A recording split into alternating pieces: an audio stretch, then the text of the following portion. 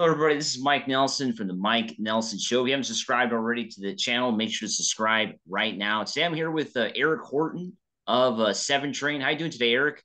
Good. How are you, buddy? I'm doing pretty good. So, talk to me about Seventrain. The band, of course, is based out in San Diego. Of course, you were part of a pretty legendary band before that. But tell me about the whole Seventrain project. How that whole kicked off. Seventrain's always been a style of music that I've always wanted to do is more of a song oriented hard rock metal stuff with a bit of a blues base.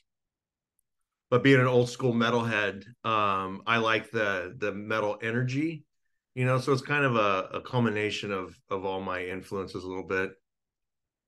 And the band started. What? When did the band exactly start off? For the viewers that don't know. I actually joined Seventrain back in like 2005, I think.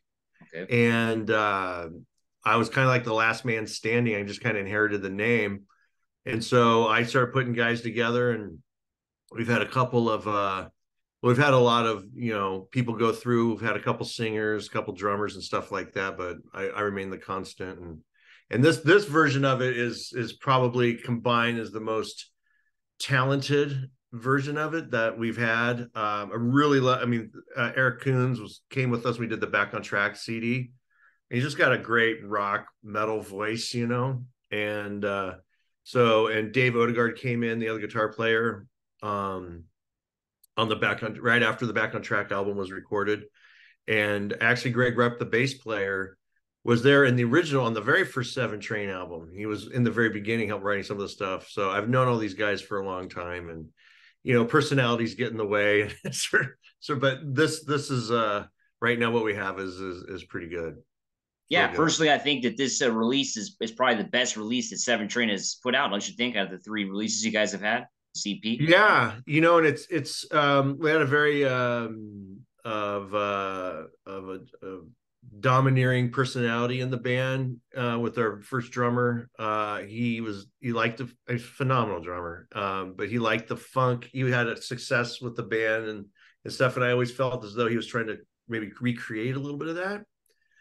And so this is the first. These songs, well, we got more songs coming out, but these songs are more everyone's in line with the influences and the directions seem to be more in concert with each other. Now, listening to the new EP, I really like the riffs on the album. Can you kind of talk about that? You guys have a lot of good riffs on these songs. Yeah, so I appreciate that. So it's there's always something cool about that intro riff and when I was growing up, and stuff like that. And so I like them to cause tension, a little bit of excitement. That way the choruses have a nice release and stuff like that. And to me, it's rock. So anything related rock is guitar oriented, but there's always that. I mean, it's like that first Judas song or the opening riff to how many Pantera songs. You hear that riff, you're like, yes, So it kind of lays the tone of the song, that good riff. And it's a formula that a ton of bands use and it just works every time, and so I don't want to reinvent the wheel. Now, you mentioned that these few songs are on the EP, but you guys got more songs that you recorded then you haven't released yet. Is that the story here? Yeah, so we've got 6 more songs that we have recorded that we're mixing. We'll be putting out. We're putting out some more lyric videos on. You can get us what Seventrain Band on YouTube, and seventrain.net is our website. You can find us Seventrain on Facebook and Instagram and stuff like that. So we'll be releasing those. It's unfortunately, I think it's a sad thing is full albums don't seem to be the thing anymore. I miss the artwork and the liner notes and all that stuff from back in the day, but it is what it is. I don't make the rules. And so, however people are going to accept, hearing this stuff, we go that way. Now, with this release, are you guys going to probably release this then next year as another EP, like a second EP? Is that kind of the plan then? No, this year. This This year. year. Okay. Yeah, this year. Yeah. So we're hoping to have that done October. So next month. Right. And we got Okay. 2 more songs after that. With the 2 songs, then, do we do a couple covers, do a third EP? I would personally like to do a whole CD, a whole combined thing and get that out there. But I mean, cars don't even come with CD players anymore. So I don't even know if it's worth doing. Yeah. Yeah. Now with the Seventrain, do you guys have any live shows coming up that you could promote maybe for the audience out there? Nothing yet. We're working with a booking agent and our PR guy to help us get some shows, around the, we used to play with a lot of nationals coming through. Those tours are seem to be few and far between anymore. We do, which we have a lot of fun with. Um, we do a tribute to Headbangers Ball. I don't know if you know Yeah, Headbangers the Ball. MTV Yeah. show, of course. Yeah. Yeah. We call it Headbangers Brawl. Okay. And we do all these songs. We don't do the poppy ones. We do, 2 Minutes to Midnight. We do, Miracle Man by Ozzy. I mean, we do all these heavier songs and stuff. And we actually end up doing about a half a dozen Seventrain songs in that set. And Okay.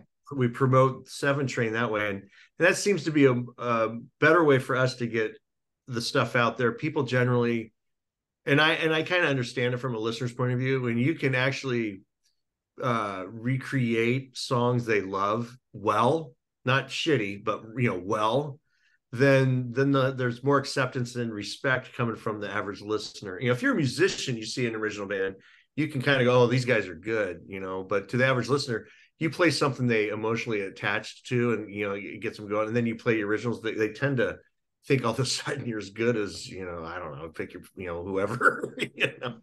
So it's a lot of fun.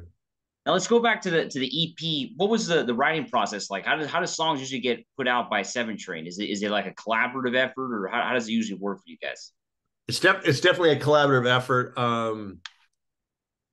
I think on the EP, just because I had a whole history of riffs saved up, I would come in with a skeletal, like this is kind of the intro riff. We could use as a chorus or whatever, and verse is kind of the flow of these 3 to 5 riffs, and I just kind of throw them out there, and we kind of, it goes around the room. The other guitar player, Dave's phenomenal player, he'll kind of hear some stuff, and then the drummer will kind of like, I'm hearing this, and it kind of goes around, and we just kind of build it, and then it is very collaborative.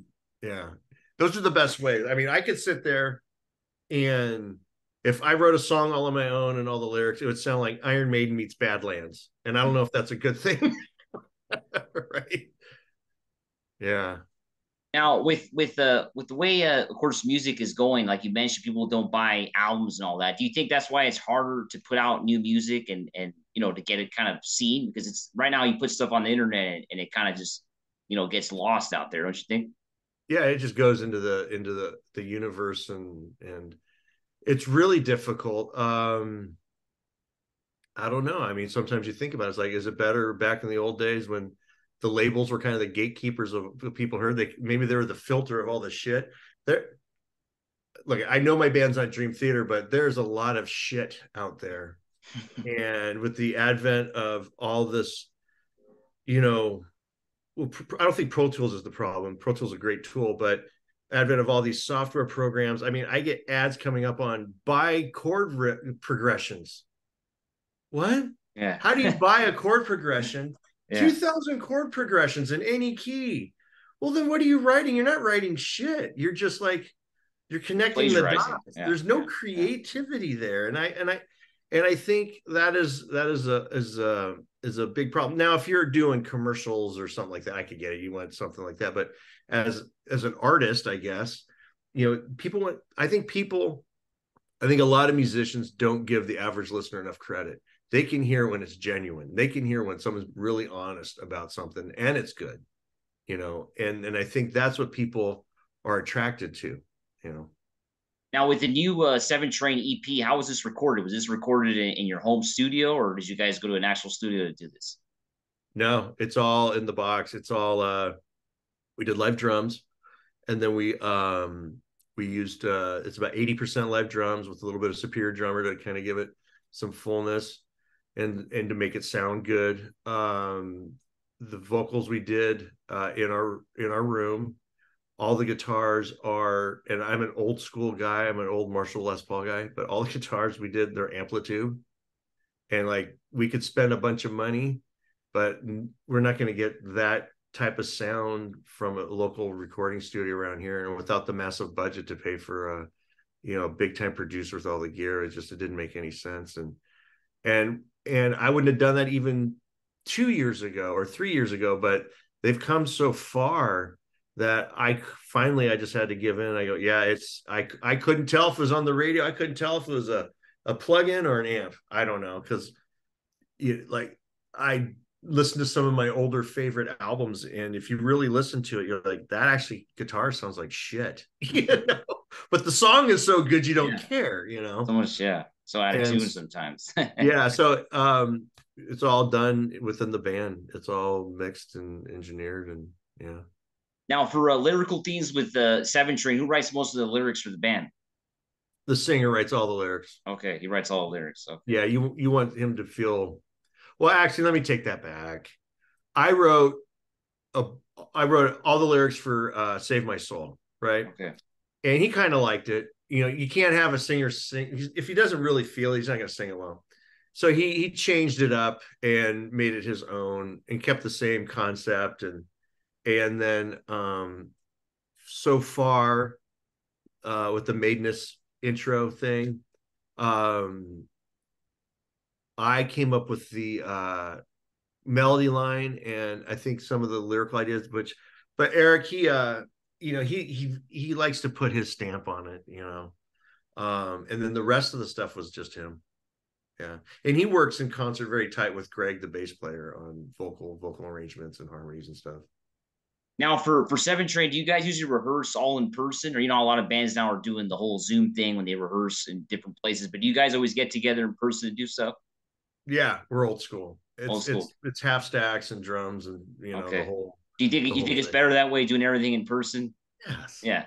that's the human element. I mean, it's not.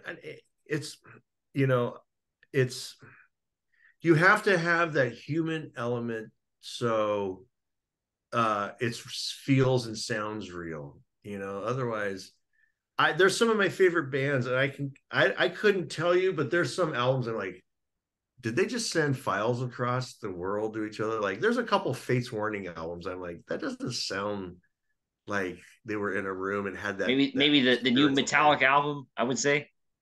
Yeah, maybe, It maybe. kind of I don't sounds know. like It that. seems like when I see them on the Yeah. internet, they're pretty old school. They're always in the same room, I guess, when I they're mean, but showing. the new album does sound a little bit, manufactured, in my opinion. 72 Seasons one. Some of the I tracks. I think that is I know what you're saying. I think that's a sound they were going for in production. Yeah.